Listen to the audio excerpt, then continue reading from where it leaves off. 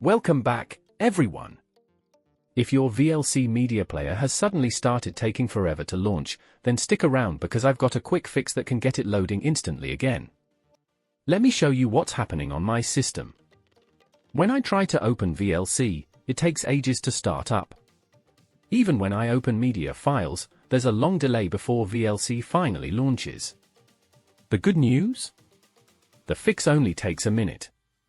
First, head over to your VLC installation folder. In most cases, you'll find it here, C Program Files VideoLAN VLC.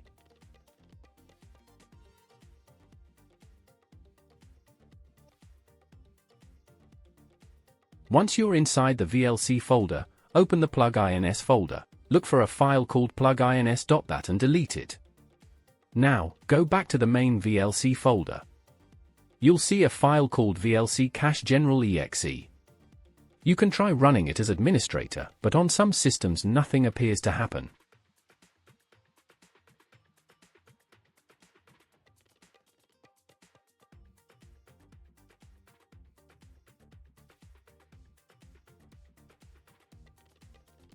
Go back to the main VLC folder. Instead, click in the address bar at the top of the folder window, type cmd, and press enter. This will open a command prompt directly in that location.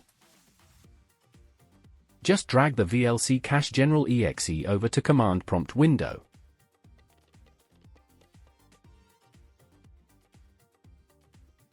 Press enter and wait for the process to complete. That's it. You can now close the command prompt and all open windows. Let's test it. Bingo! As you can see, VLC now launches instantly. The moment I click on a media file, VLC opens straight away with no waiting around.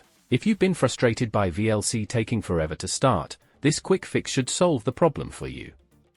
If this video helped, don't forget to hit like, subscribe, and turn on notifications so you don't miss future troubleshooting tips and quick fixes.